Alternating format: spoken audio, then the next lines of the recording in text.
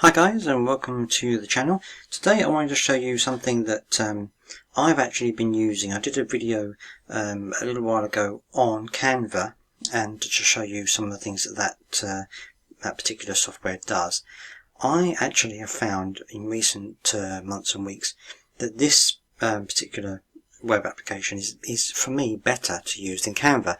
So I thought that I'd show you guys about it and just go through some of the features that it has. This is Adobe Spark, which is very similar to Canva in many ways, but I think it has some things that Canva doesn't have and things that it doesn't do. And of course it does have limitations that Canva doesn't have as well, but you know, these are things that you can necessarily weigh up in your own mind what you prefer to have, one or the other. So first of all, I'll just take you through some of the things that it can do. So if you go up to the top here, if you can see some of the ones I've already created for my channels and things like that. But if you go up to the top here, you can create various different things that you want to create. Similar in a way to Canva, so you've got social graphics and photo journals, videos. You can create videos on here which are free. So like with Canva, I think some points of it you have to pay to do like video content or short videos. You actually get it for free with Adobe Spark. And before I say anything else, I am not being sponsored by Adobe Spark or anything like that. It's just something that I came across and I've been using, and I think that you guys might want to see it and have a try of it yourself. That's the only reason I'm showing you this. But yeah, there's lots of other things that you can do on here, very similar things to Canva in terms of the social, Facebook covers, Facebook posts, Pinterest posts, thumbnails from YouTube, all kinds of stuff that you've got on here that you can do yourself. Or you can do it from scratch and select your own size and your own thing that you want to do. So if we go for a graphic first, so if we go for something like, let's have a look here. Let's go for a YouTube thumbnail, for example. Go for there. And it takes a little while to load, which is a little bit different to Canva, but it does have more functionality, I think, in some ways. So you can play around with it a bit better. So this is what it will do when it will take you into it. And first of all, it asks you what you want to do in terms of layout. So this is the kind of a preset theme that they give you. But you can either stick to this theme or you can change it. So if I wanted to, I can just take all of these things out, just highlight them and delete them. Delete this as well. And I'll go back to, actually I won't do that for now. I'll show you what it gives you. Basically, it gives you certain layouts that you might want to use for your presentation, and these sections are customizable and movable. So for instance, this is one section, this is another section, and this is another section. So what you can do, you can drag this one a bit bigger, make that a bit smaller like that, or you can just drag it all the way down. You can play around with different sizes and different angles of the different squares. So if you want to have your logo in the top there, for example, and have a bigger picture here, and have an even bigger picture here, you can do that. So that gives you quite a bit of flexibility, I should say, in terms of what you want to do. You can also replace any of these images. So you can either do it up here with the replaced, or you can just delete the image, or you can do it here. You can replace the image here as well. One of the things I just want to talk about quickly also is the border here. So on this one, this preset one, you have a border, but you can take that away. So if you want to have no border at all, you can get rid of it and just have the whole screen. Or you can have a really thick border. Not necessarily anybody would want that, but you can do that as well. And so that's quite good. I usually have a little bit of a border on my things, about that big, I would say, usually what the border I have on mine.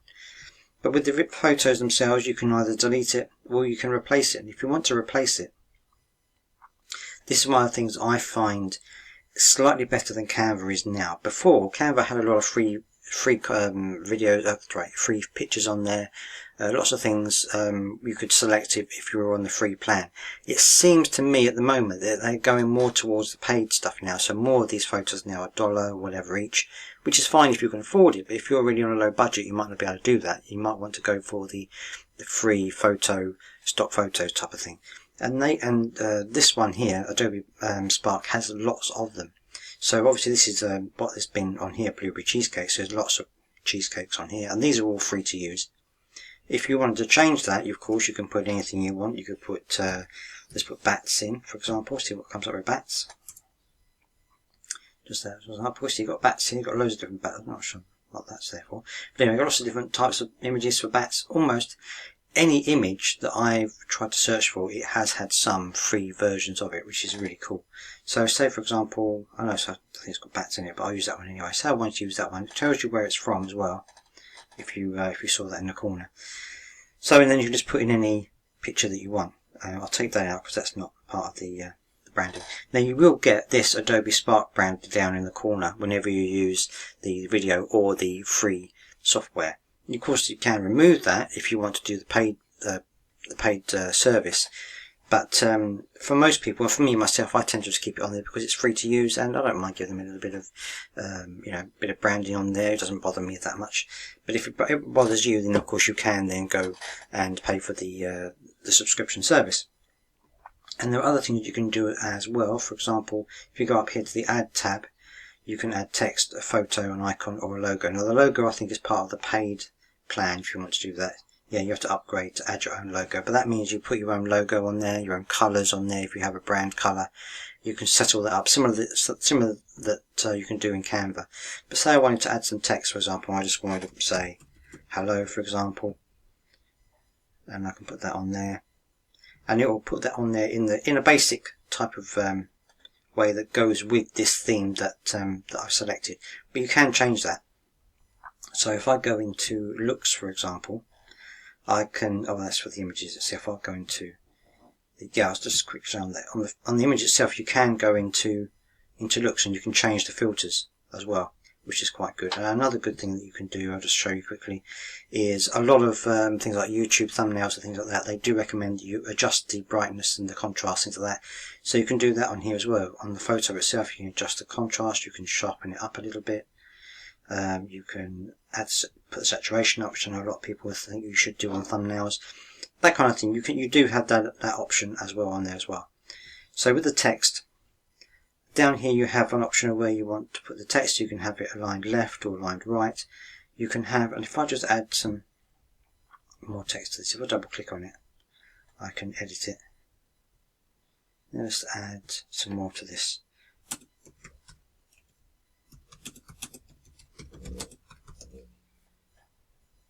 Put that in there as well.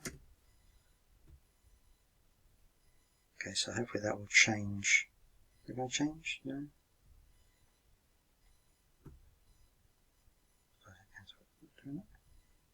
Oh, there we go. Can't didn't make it big enough. So if you've got it, if you're stretching it out to make it a bit bigger. So then you've got that there, and of course it puts it on two separate lines for you. If you click on this one, which is capitalize and fit, it will change it to this, which is kind of puts it in one block, one area like that. It will change the size of the text to make it a little bit easier for you to play around with. No matter how you drag it, it will change the font. Sorry, change the size of the font to mix it up a little bit. So you can put it over here, and then it all looks quite neat and tidy in one area like that. So you can do that. There are other things you can do as well. So if I just take that off for a minute, get rid of that. Move that around here. But you can also do things like you can make it bigger and smaller just by dragging, which is quite good, rather than actually selecting a size font that you want, or a particular size of font that you want. You can also make the size of the gap between the letters bigger, and the line spacing, of course. You can change the opacity of the boxes behind it if you want to make it a little bit better, and of course you can change the font as well. And there's quite a few free fonts on here that you can have. Let's change it to that one, which is Lato, for example. We can have Goodbye Dog. All these different types of font that you can have on here as well, and there are quite a few to choose from. Now in terms of the colour of the text, you can also do that as well, and there's a few things you can do up here. So colour, for example, you get a few colour switches coming up, so you can change, and these ones tend to be similar to the theme that I've selected, but there are other colours you can choose from. For example, you can have purple and white, if you want to change it to that. I don't know quite why that's not changing as quick as it should do. There you go, you've got purple and white there, or you can just go for something a bit more different. You can go for like a, I don't know what that is, like a beige and a black colour there. You see that. So you can play around with it and do quite a lot of things with the text, which I think you can't necessarily do on Canva. You know, it's quite easy to change the background and the colour of the text, yes, but you can do it all in one go here, which is quite good. And another thing that you can do, which I quite like, which again you can't quite do in other software like this, is you can change the padding. So for example, at the minute it's got the block text behind it like that has here. You can just take it off and just have the text on its own. You can also have this one, which I think changes it to like a cutout. Yes, it kind of does the opposite. So you get the picture coming through the text rather than the text coming through the picture. You can have it change it to a band. You can change it to a circle, and all of these things make it easier for you to play around with it and just have a bit of fun, and just to make sure that you just pick one that you like and you enjoy what it looks like on the screen, and just gives it a bit of a pop to the thumbnail, to make it a little bit bigger like that. And of course there are also effects on here as well, which is again to do with the text, and this is one of the things that I quite like that Canva doesn't do and others don't do. So you can add a shadow to the text. If I can select it for me. There, you can add a shadow to the text if I just drag that a little bit.